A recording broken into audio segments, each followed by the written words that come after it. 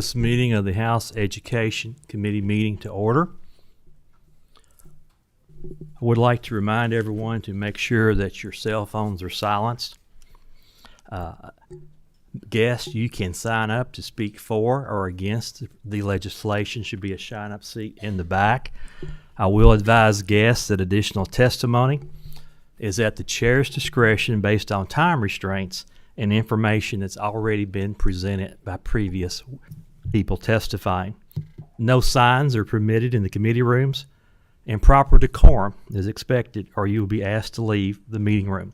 Mariah, please call the roll. Representative Ballman? Present. Representative Bojanowski? Here. Representative Brown? Representative Emily Callaway? Present. Representative Josh Callaway? Present. Representative Decker? Present. Representative Doan? Present. Representative Jackson? Present. Representative Lewis? Present. Representative Massaroni? Present. Representative McCool? Representative Rayburn? Here. Representative Rawlings? Here. Representative Raymond? Here. Representative Riley? Here. Representative Timoney? Representative Wilner? Vice Chair Baker? Here. Vice Chair Truitt? Here. Chair Tipton. Chair is present. Before we begin our business, I would like to make one announcement to the members of the Education Committee. As you all are aware, the schedule has been changed. Next Tuesday is now a committee day instead of a session day. We will be having a meeting of the House Education Committee, but that meeting will not be at 8 o'clock. It will be at 2 o'clock in room 149 of the annex. Who said I didn't take good care of you guys?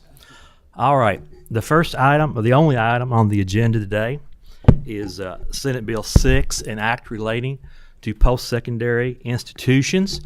Senator Wilson had a scheduling conflict, could not be here today. Representative Decker will be presenting the legislation today. Members, there is a committee sub in your package. I will briefly explain the difference between the original Senate Bill 6 and Primary House Sub 2. Essentially, the language of Senate Bill 6 is struck, and there is what I will refer to as a condensed version of House Bill 9 is now Primary House Substitute 2. Do we have a motion on the committee sub? Motion on the sub. Motion and second. All those in favor say aye. Aye. Okay, Primary House Substitute 2 is before us. Representative Decker, will you and your guests please identify yourself for the record? And I believe there are some people who will be testifying, witnesses you have with you that are on Zoom. Will they also identify themselves for the record? Then I will administer the oath. I'm Jennifer Henson Decker from House District 58. I have with me, and I will allow him to introduce himself, Michael Frazier. His knowledge of higher education policies and procedures has been indispensable in the crafting of this bill. Members of the Education Committee, my name is Michael Frazier. I'm the Executive Director of the Kentucky Student Rights Coalition, but I will be speaking on this bill in my personal capacity. I believe my colleague and Assistant Director will be speaking on this bill in that capacity, but I'm also here as the former director of the Resource Center, the Office of LGBT Resources at the University of Kentucky, and the formerly appointed member of the Equal Opportunity Committee at the University of Kentucky as appointed by Dr. Eli Capilouto. Or two members who with us on Zoom, identify yourself for the record. My name is Gavin Cooper, and I'm just a student at the University of Kentucky here on my own personal reasons. I'm Tim Rosenberger. I'm a legal policy fellow. Will each of you raise your right hand? Do you solemnly swear or affirm the testimony you're about to give is the truth, the whole truth, and nothing but the truth, so help you God? I do. Representative Decker, please proceed with your presentation. Thank you, Mr. Chairman, and thank you, members of the committee. Senate Bill 6, as amended by House Committee Sub 2, would allow our public post-secondary institutions to return their focus to providing students with high-quality academic instruction in an environment that is inclusive and welcoming to all. In addition, this bill would allow our state colleges and universities once again to foster critical thinking and constructive dialogue, To accomplish these goals, Senate Bill 6, as amended by House Committee Sub 2, would ensure the post-secondary system in Kentucky is held accountable to dismantle systems in Kentucky that of misguided DEI bureaucracies that have cost Kentucky taxpayers an unknown amount, but at least tens, if not hundreds of millions of dollars over the past 13 years. A time period in which our campuses have also experienced a dramatic drop in overall enrollment of students, and particularly in the enrollment of underrepresented minority students who are low income. Specifically, Senate Bill 6, as amended by the House Committee Sub 2, provides various provisions that the institutions shall no longer do. For example, they shall no longer provide any differential treatment or benefits to an individual on the basis of the individual's religion, race, sex, color, or national origin, protected classes. They shall no longer manipulate or influence the composition of the student body based on protected classes. They shall no longer impose any scholarship criteria or eligibility restrictions based on protected class.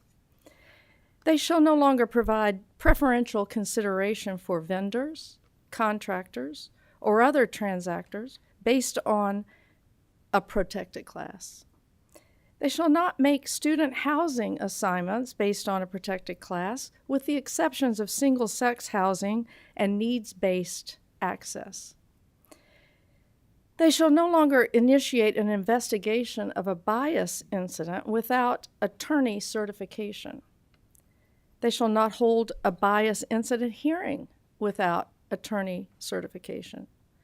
They shall no longer expend any resources, monetary, human, physical, or digital, on DEI offices, officers, trainings, and initiatives. They shall no longer promote or justify discriminatory concepts, and purchase, promote, or distribute any content or materials that promote or justify discriminatory concepts or DEI initiatives.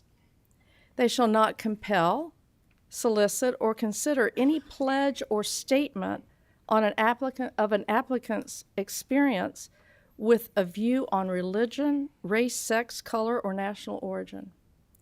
They shall not require a DEI course as a program or degree requirement. They shall not require an individual to attend a DEI training.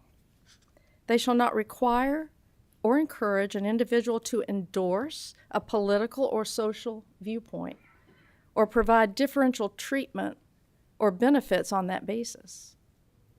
A public post-secondary education institution shall, under the Act, adopt a policy on viewpoint neutrality that prohibits discrimination on the basis of an individual's political or social viewpoint and promotes intellectual diversity within the institution. A post-secondary education institution shall administer CPE's annual assessment on intellectual freedom and viewpoint diversity. CPE shall not provide any differential treatment or benefits to an individual on the basis of a protected class, or expend any resources, monetary, human, physical, or digital, on DEI offices, officers, training, and initiatives, or promote or justify discriminatory concepts. And they may not approve, shall not approve, a new degree or certification program that is not aligned with this Act. CPE shall develop an annual assessment on intellectual freedom and viewpoint diversity for universities to administer annually, and eliminate, at its discretion, existing programs that are not aligned with this Act. The Attorney General and a private cause of action is authorized for injunctive and declaratory relief to provide reasonable attorney's fees and costs with sovereign and governmental immunity waived, and retaliation against claimants and witnesses being prohibited. House Bill 6 has various reporting requirements for the post-secondary institutions. CPE and the post-secondaries will require, the Act will require annual certified reports on governmentally mandated discrimination that contains an exhaustive list and descriptions of all policies, procedures, practices of the institution that are designed or implemented on the basis of protected class, but are required by law. Failure to include an item in this list of waives the requirement as a defense to an action brought under this Act.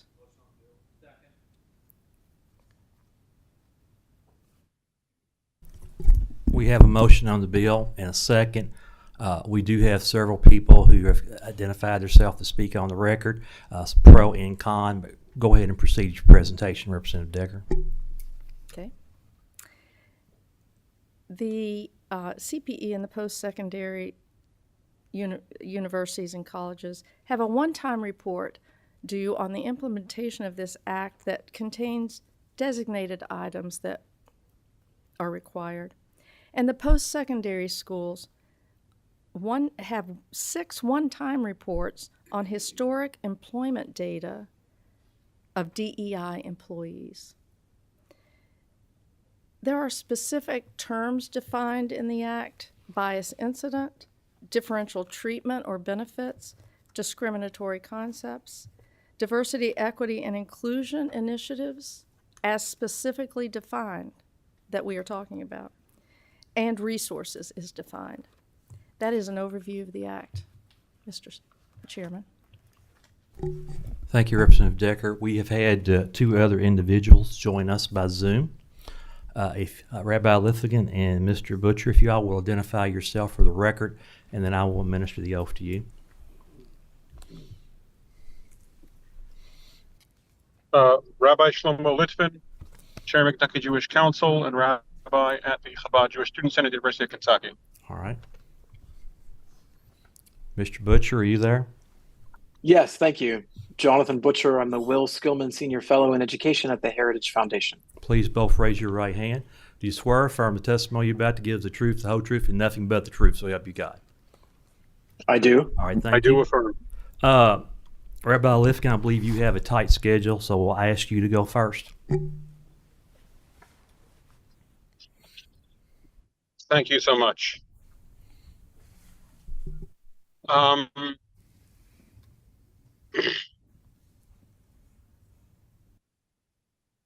Just a second and I'll get started. My name is Rabbi Litvin and I serve as director of the Chabad Jewish Student Center at the University of Kentucky. I appear here today on behalf of my students who have increasingly faced a hostile environment on campus, especially since the atrocities of October 7th, when the evil terrorists of Hamas raped and slaughtered their way across Israel. Jewish students have been targeted. This has been exacerbating a situation where Jewish students have nowhere to turn, because the office that is listed as their source of relief, diversity, equity, and inclusion, has no desire or capacity to help them. Jews, unlike other minority groups, possess privilege and power. Jews and victims of Jew hatred do not merit or necessitate the attention of the DEI committee. These words are not from Marx or Goebbels or Abbas. They're from the DEI team at Stanford University. The issue is simple. As per Professor Stanley Goldfarb at the University of Pennsylvania, at the heart of DEI is a simple binary. The world is divided between oppressors and the oppressed.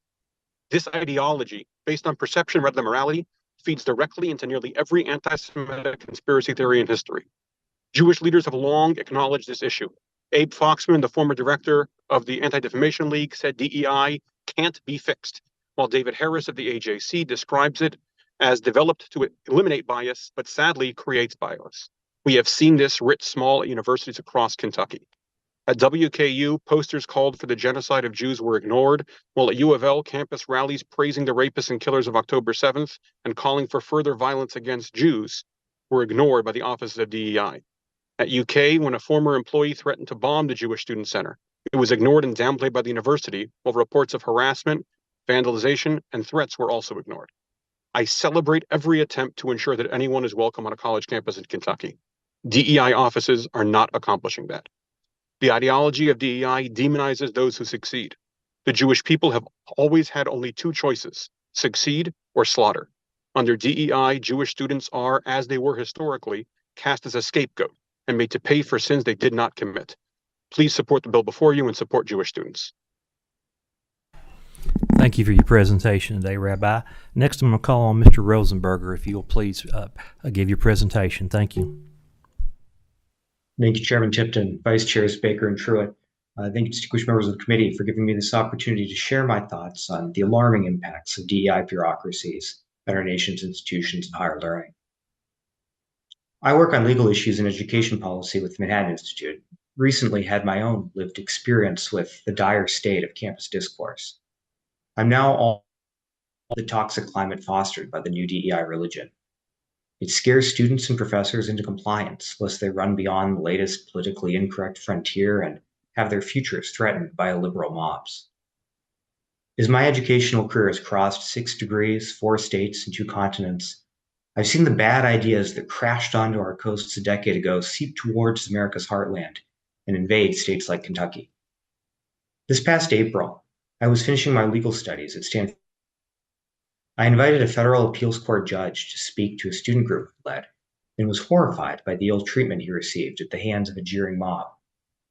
Although our student group had booked a room and invited the judge to discuss regulation of social media companies and firearms, a heckler's veto prevailed. This is a situation in which someone who disagrees with the message causes the speaker to be silenced. Of course, protests are protected by the First Amendment and university free speech policies. Of California at Berkeley Dean Erwin Chemerinsky has written, freedom of speech does not protect a right to shout down others. When the judge tried to speak, activists applied a bad faith lens to his past decisions from the bench, judging him a racist and a misogynist, and declaring all of his judicial work illegitimate. While I was shocked by the behavior of the mob, I was more shocked when the law school's dean for diversity, equity, and inclusion took the podium away from the judge and, instead of ending the mob and corruption policy, provided a lengthy critique of the judge, his past work, and his decision to come visit our law school.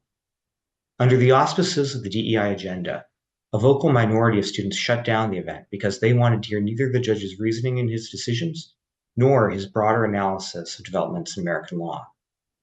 The judge was silenced with shockingly vile language, including a student yelling that they hoped that his daughter would be raped. Ultimately, the judge abandoned questions over the din and was escorted out of the school by federal marshals.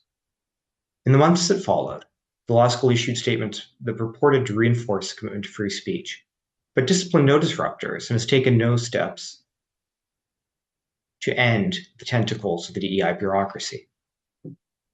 As my colleague Ilya Shapiro has extensively documented, my experience was no isolated incident. In 2022, the DEI, ironically, over a panel bringing together lawyers from the left and the right who agreed on the importance of free speech. Yale Law Dean Heather Gerken basically buried her head in the sand. This sort of thing happened again at the University of Michigan when students obstructed a debate on Texas's heartbeat bill. And that's just law schools. Forget the craziness that's been going on for some time at undergraduate campuses. The only thing that these events have in common was that speakers were presenting ideas that ran a place where questioning affirmative action or abortion is outside the academic Overton window. This problem isn't limited to ivory towers or leafy quads. The trend of canceling speakers rather than challenging them also represents the loss of grace in our culture more broadly, the desire to ascribe malign motives to one's political enemies, and an unwillingness to think of them as merely wrong rather than evil. Given the left's control of the commanding heights of culture and technology, those expressing conservative views are much more often targeted, both by online and real-world mobs. But it happens to those on the left too, like Whoopi Goldberg, who has shown ignorance about the Holocaust, not anti-Semitism. Even worse, it happens to regular people whose meager donations to politically incorrect causes get them doxxed, boycotted, fired, or, such as in Canada during protests over COVID, frozen out of their bank accounts. The poison of the DEI, but hard to remedy. Too many people have lost sight of the golden rule of treating others as they would want to be treated. Although often ascribed to the Bible, that principle predates Christianity and indeed needs not be tied to any faith. Still, as American society is secularized, politics and particularly misguided notions of equity have replaced religion to provide Americans with a poor substitute for spirituality and meaning. Understood in this context, we can see why DEI bureaucracies spur mobs to form, to attack, and to escape, rather than helping with the work of forming students into thoughtful and virtuous citizens. The problem goes far beyond speech on campus, worrying as developments here are for the next generation. It's even more important to give a national reckoning about our inability to discuss controversial issues without canceling those with whom we disagree. How are we to continue as a nation if every policy dispute is existential and every election a Manichaean battle? It's all well and good to adopt strong free speech policies, but it's not enough if university administrators are unwilling to stand up to those who demand censorship. The proliferation of DEI offices enforces an orthodoxy that stifles intellectual diversity, undermines equal opportunity, and excludes dissenting voices. DEI offices have broad terms like harassment and discrimination, not to promote equal opportunity or a welcoming campus environment, but to enforce progressive ideology. And they have every bureaucratic incentive to do so, to justify their power and budgets, grievances in heavy-handed and public ways. To restore our universities to health, we must dismantle these bureaucracies that undermine the liberal values of free speech and due process. The DE office is superfluous to and at war with diversity, equity, and inclusion, and it means ending compelled speech or loyalty oaths in the form of diversity statements. University presidents and law school deans are very good at instilling whatever values they care about: public service, inclusion, social justice, entrepreneurship, whatever, and academic rigor. But some now claim that those terms are racist triggers. They can do the same for free speech. For several hours last March, I felt like no one cared about the collapse of discourse at our universities, or at least specifically my university. But then news and the videos spread around, and messages of support and concern poured in from around the country, including from some of my friends in Kentucky.